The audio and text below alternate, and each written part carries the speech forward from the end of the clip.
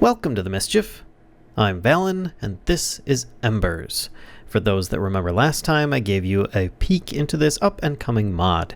It has since been well developed, and today I'm going to start covering parts of this mod, not all of it at once, but today we're going to be going over the Eye of the Ancients, Research Table, Mixer Centrifuge, the Cinder Plinth, and Dawnstone.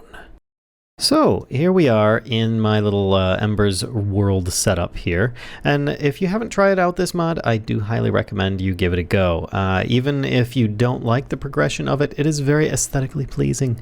There's a lot of things that you can have going on here with all these great and wonderful effects, and regardless, you get some really cool items as well. And I'm going to start you on the path on how to obtain those with this little multi-part series that I'm going to be running on Embers. So to start off with, those that may remember my previous video, if you haven't, I recommend you check it out. But you can get yourself an Ember Borer going on down in the bottom here. It's a little bit vibrating right there. I think it was just because I put it in a bad spot. But it's doing its thing. I fed it a bunch of coal. It no longer requires gunpowder and coal. Now it's just coal or some kind of burnable furnace material that you can use to power a furnace. So therefore you can then run your Ember Borer on this wonderful new fuel source that is much simpler to obtain and get. Now, most of the mod is the same, but there are a lot of enhancements that have happened since then, including a new mob type, and that is an Ancient Golem. You may find these guys running around just, as you may experience them, and they have a ranged beam attack. Allow me to change my game mode here so that you can see the attack that they may do. And he's probably going to own me as well. So he will punch you. He may also shoot you with little laser beams. And you can, they have a lot of health. They have a little bit of armor. They don't do a ton of damage, but I mean, hey, the fact that they can shoot you and punch you is not a good thing, So therefore, you're going to want to take them out. And if you can, try and kill them with a pickaxe. You'll get a special drop from them.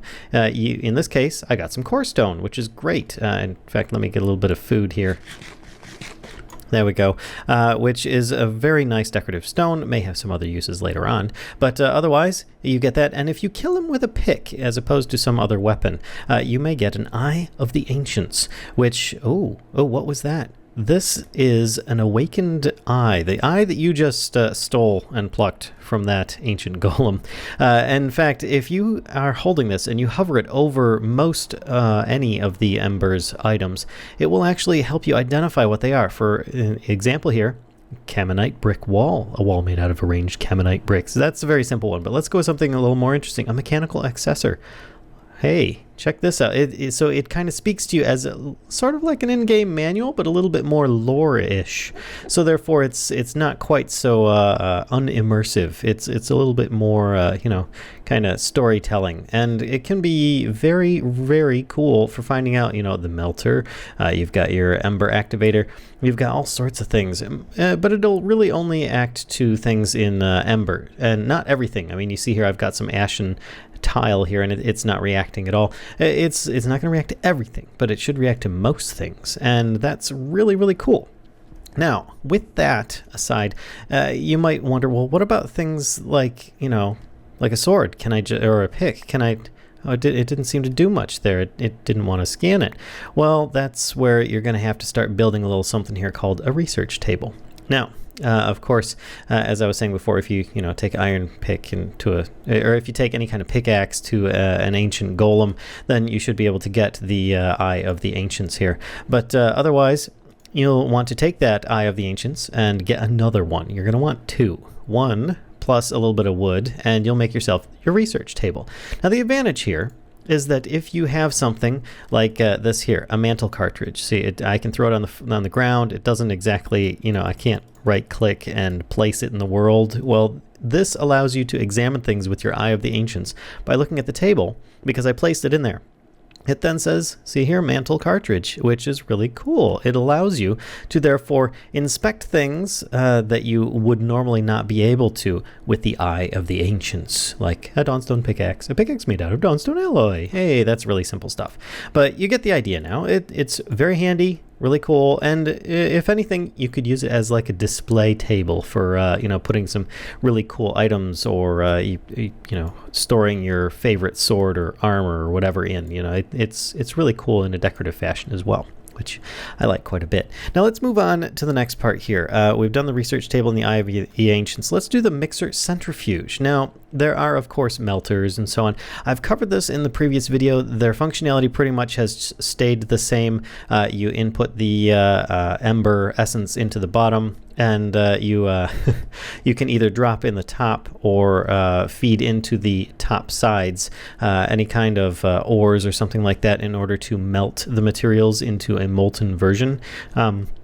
Therefore, I think, let's see, do I have anything left in here? No, I think I've used it all up. But I was making some molten dawnstone, in which case dawnstone actually has a recipe now. And let's see here. If I look this up, recipe in JEI is going to be relatively simple. You see here it's saying molten dawnstone. So to get molten dawnstone, you're going to want to have in, here we go, a mixer centrifuge, a bit of gold, and a bit of copper. So actually, let me get a little bit of copper. We'll just grab a stack, why not, and some gold, and hey, look at that, a stack of that too. And we'll just put these in either chest, drop that in there, drop that in there, and then I can start these smelting up. And of course, they're going to be inputting with a bit of the glowstone stuff there. Or not the glowstone, the ember, and it will input into those and start melting these down up above. So let me see if I can actually get up here, and you can see that it's slowly making that material. Looking on the outside, there's copper ore in here. It's being fed ember, and it's got some molten copper inside. The other one, of course, has the molten gold, which, you know, is being fed out as soon as it's being made into a mixer centrifuge, which a mixer centrifuge, let's see if I can find it. Here it is made with some iron plates, copper ingot, and a mechanical core, which you might be familiar from if you've made an Ember Borer, plus a couple iron ingots will make you a mixer centrifuge. And it's a two block tall piece of machinery here that you will want to, well, here, actually, allow me to have the Eye of the Ancients tell you better than I could. A machine capable of mixing together molten metals into an alloy, namely dawnstone. Each face of the bottom block contains a tank which can contain its own fluid. So you can have up to 4 different fluids going into this here for it to mix them. Now, when the top block is powered by Ember, as you see here, I have an Ember receptor at the top. It is, and required molten metals are for a recipe are present in the bottom block.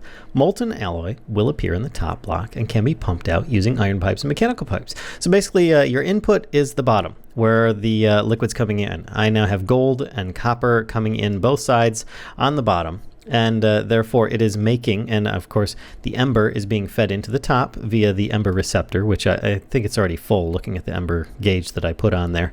But then you can pipe out using a mechanical pump your different liquids that you want. I already have it on, and you will make molten dawnstone, which I've got a lot of molten dawnstone being made here. So let's start pumping some of this out, and then you can, I've got it going into fluid tanks right now. Obviously I could use the really big tanks if I wanted to, but in this case I'm using the small ones, just for, you know, kind of demonstration purposes. And it then is being pumped into the stamper and the stamp base, and it is currently going into a bin over here where the dawnstone is being made. And that's pretty much it. Now, what can dawnstone be used for?